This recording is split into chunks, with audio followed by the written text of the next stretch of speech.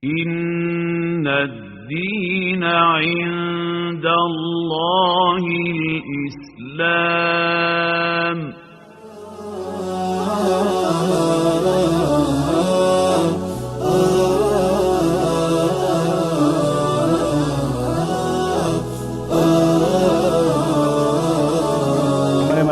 السلام عليكم ورحمة الله وبركاته.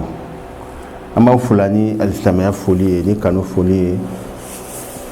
نو السلام عليكم يا أتمنى كفي أمي أنسدني أمي الله تعالى دليل سبحانه وتعالى كبو شيطان جوني توما أني أكا دنيا بلادني وبنو كفي أمان سدني الله تعالى تبارك أمي سولي كراك نوح محمد صلى الله عليه وسلم ani asukuno mo belajeni ani akasahaba belajeni ani mun turaka sira ko fata fi lahara duma amin ya rabbal alamin ambi allah ta'ala dali subhanahu wa ta'ala ma fa rabbi shrah li sadri wa yassir li amri wa halul 'uqdatan min lisani yafqahu qawli anga wala daflana mena buri minga ode muire de selier mun de selier ira don seli islamaya wala anyene arabu kandila seli nafra ko seli arabu kando akora arabu kana di ko as-sala al fama arabu kana ko as-sala akora di ko du'a wa du'a ni amiro ko seli akora ko du'a yayi nafa Allah ta'ala ko kona ko to mna wa salli alaihim kira ko du'a ko uye mun mena jaga dima ko du'a ko uye salli alaihim yayi donc akora wode dafa ko du'a mais Allah yini muni islamaya kono seli la yini mi bebo don odi ami bara minke ni odi ka ansinia geneba kuli anga ngoni ko don islamaw sabula ibta mo chama di soro wallahi kaso dan ambalangaw o chama mbi kuli wati be ka foko te geneba kuli don o manga ke sabula nita do ka bara fo itinye inogolindo hal ni ko baro ibn walindo hal ni je safna be ko ibn walindo no kala hal ni seji fananta mina siri ikasiji atsiga jene bando ko boye wa hal ni seji fan mamnya sabra ni jene bando ko bila siri fan timna ako dendele ni wona o toyalata hal balaka ani sawaba be yayi donc seli munde odi ami senia ka silita ka so kana anju ala nya ko sisa ka siri korota ka siri korota ko feka ngani siri ka sanka afosan ko Allah wa kama siri damno o chula on avec tout no bebo don do kana fatiha ko feka sura do kana muso ka mbili sisa ka so ka wuli ka woro kula ka ta sujudu la amuke fo ta ba fu no ko siri yayi imma ka jofla wal ma josaba wal ma jonnani a chura donindo al fo de ma ko siri yayi donc o de relation bi ani Allah Ta'ala ce relation bi ani Allah ce o de sérieux fento de bi fara o kan sisan yayi donc ni mo mi ye seli to ye relation te ka woni Allah ce ini Allah te contact la bele ay ko mi ye Allah bloqué ya bloqué ka fo Allah ndika ko la bele bon Allah frambe e fram bloqué in fana ti ka ko la bele ado amna fessisa mimna semina ke albi alaka ani sababe etayi tatire yo wallahi anga se alani albi alaka ani sababe o de seliye mo sunya buluma seli rek kitibi chugodi hukmu salati wa bayanu uqubati tarikiha seli rek kitibi chugodi islamaw seli kitibi chugodi yayi seli hukmu bade islamaya josin bade seli na fama kalama chugumi seli Allah Ta'ala yi anya maryani ayi yoro jamana Qur'ana kono ndati sega sai abema sisa sabula eri manjan yayi Allah Ta'ala islamu mangutu yoro jama Qur'ana kono ni seli ya ko hafizu ala salawat was salatu al wusta afa inna as-salata kanat ala al-mu'minina kitaban mawquta afa wasta'inu bis sabri was salati wa innaha lakabiratun illa lil khashi'in yayi afa ko wa'mur ahlaka bis salati was sabri 'alayha yayi adon siri Allah Ta'ala kumana ka kosebe ay siri ke ba law tanu fam bela jeni fe yayi ay siri na fa chama fo anyene sabla na fa mbala sika fo adana yayi donc mais siri rek kitibi chugodi yala o kɔrɔ ye ni mɔgɔ min ye ala wuli a kama ka seli to yen o tigi ka kiti bɛ cogo di yala o tigi bɛ kɛ cogo di o tigi bɔra samiya kɔnɔ mɔgɔ min ye ala wuli a ma ka seli to yen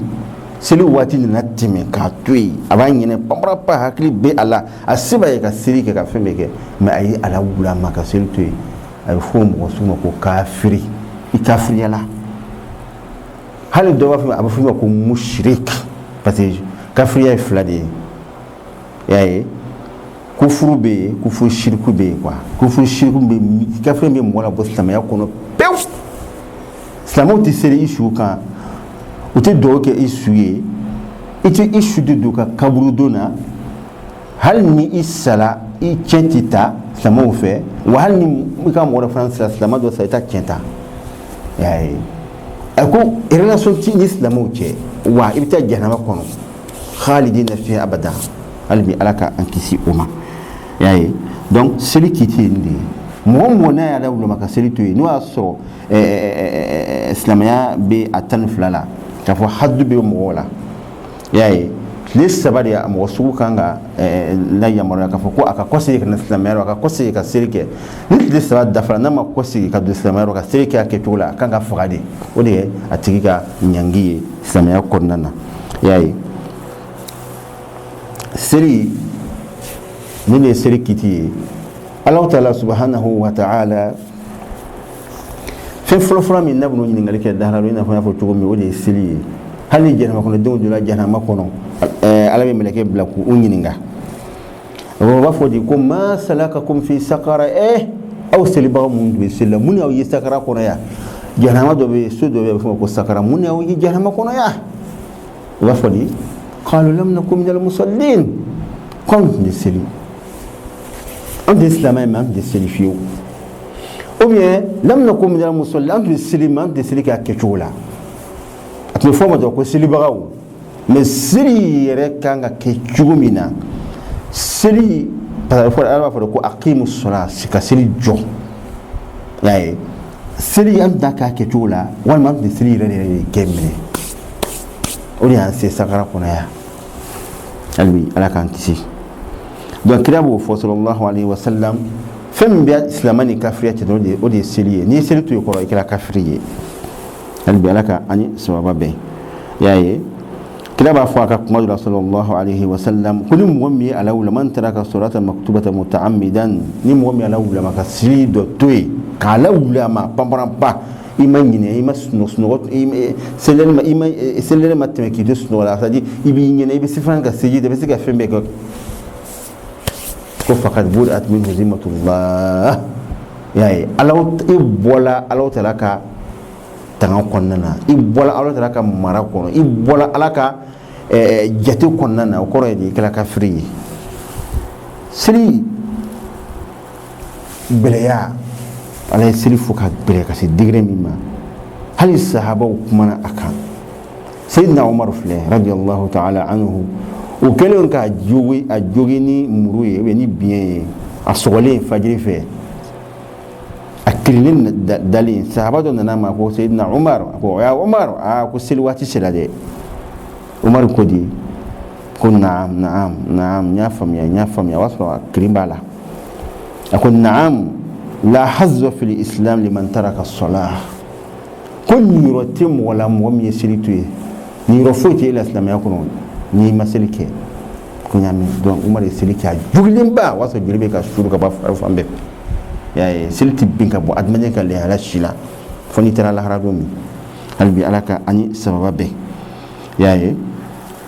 seli ka gɛlɛn walahi silamɛw seli ka gɛlɛn kojugu donc an kan ka hakili to seli la ka seli kɛ a cogoya la k'a kɛ a waatiw la y'a ye an bɛ taa mɔgɔ dɔw sɔrɔ k'a sɔtara minnu bɛ baara la kɔkannaw na tuma caman seli waati bɛ se ka sɔrɔ u bɛ baara la olu caman bɛ ɲininkali kɛ ko o tuma an b'a ko kɛ cogo di an kana k'an jija ka seli waati de dɔn sama kɔni man ka lawulama ka seli waati yakaroya i man ka lawulama ka seli sharatu dɔ to yen i man ka lawulama ka seli wajibi dɔw to yen parce que Alahu Taala ko subhanahu wa ta'ala inna as-salata kanat 'alal mu'minina kitaban mawquta ko seli ko Alahu Taala y'a kɛ a wajibi anka ka baka wati de sigi ala ka ka wati la ala mako fana bu ola ni wati temena iyala ulama ka wati teme wal ma ishula kula kumi ba a wati teme bi ina fa kuma ka chomi o nyangi ere bu odon halbi alaka ani sababe kila dira ka sallallahu alaihi wasallam we kira ni ga ko kira ayyul amali ahabbu ila allah ko barat mene kaddi allah taala ni barabe kira ko ni ko as-salatu ala waqtiha ko ka selike awati la wala kaddi alay yayi donc ni même muina an fa c'est ça islam wanga ga seli wati don yayi me fe ka kuma mun ga yoro na wori mun sugula ni do barala o be to barawla wala ma o be masun bara wala ma o be barala modo fe mo ko tisi o ka baraka mo fo ko tisi la mo ko tisi wati la baraka kelen do don ka classique ka bewlu yire nyine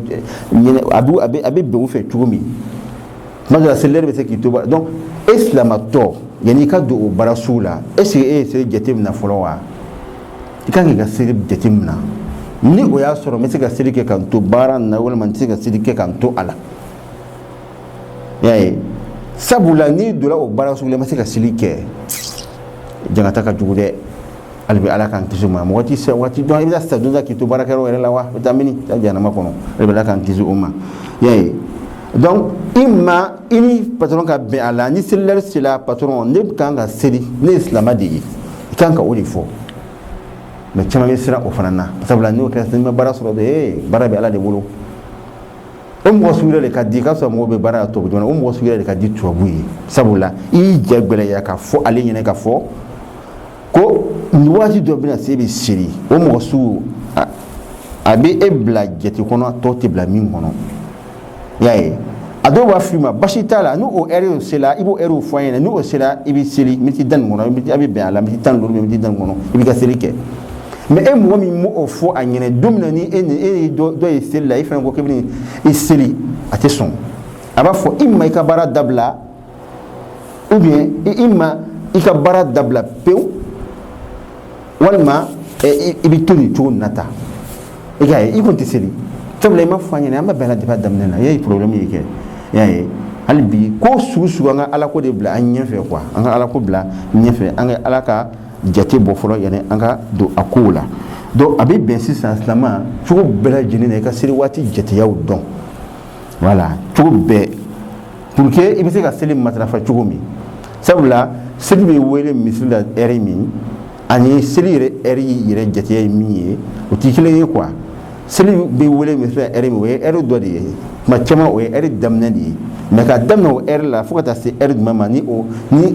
ni sili wati o eri bi ban fango jati ya don o ban deme ko sebe ka ko chama nyene boko o ban deme ko sebe ka nga sili to ya régler quoi ali alaka ani sababa ben donc kira sallallahu alayhi wa sallam ay sili wati fu angene amna ka mo sayyidina ibnu umar abdullah ibn amr amna ka bo umma aliko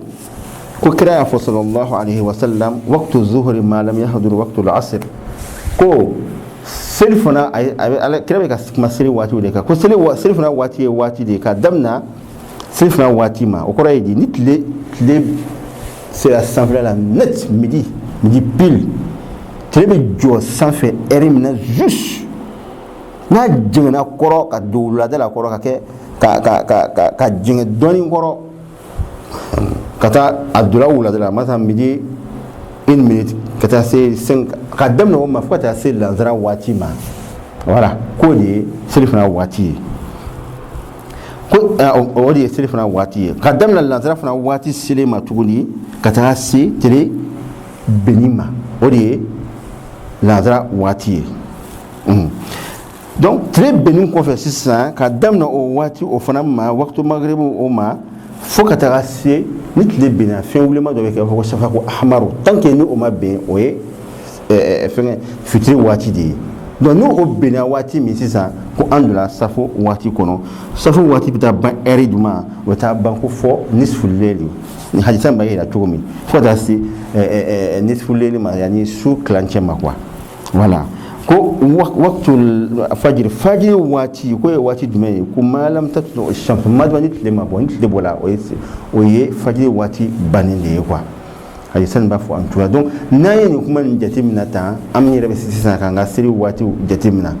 ni o ya soro mena misiri di aw masisa mo min be bara la sulen do bara la iti ga siri ka sabuke ni patron be bara la o aka eri tuya woni sile eri tani nyoye masalan donc aw ka bara be jire fo 2 heures yani 14 heures yaay sel du mi welele masalan 13 heures wal ma midi 30 wal ma midi 15 ka ben yoro tuya ba ka wati tuya ma donc ebe jatimina ke sisa aw du meji 14 heures de là donc il sait ka o ero beke bara la hal wa so sidi wala muslim wo silla o te problème ye ebe sait ka ero beke bara la kada c'est 14 parce que 14 ba sura hal bi sili fana wati ma ba parce que sili la zara beta sili fo 16 heures la masalan misra buluma donc ni 14 heures c'est be jigi ibi la baby sinya ibi ka al yesri ke fo 15 heures la ba jito la sabula sili fana wati ma ba donc ibe siku jire une tugan de la ta la zara bo onyema fi donc ibe ko jire ni tugan nu nata voilà ko be jire tuum na wodi ni quoi sabla wo chama ni ngale ke akula halbi alaka ani sababe donc amena bitakuma blaya ni mi to bambulo ka fo awnyene seli kitika ani mo mi seli to o nyangi mbi da o ka wodi ni ani ka be seli yere be masafa tugo mi mina donc asalaka min fo ka wodi ni ala wati gere yira ni awla amna kuma seli fangaraw ka albi alaka ani sababe ani min fo alaka baraka do alaka bara no ya ni aw bala jeni ma fo mango aw ni cheno aw ka tulama jola assalamu alaikum wa rahmatullahi wa barakatuh.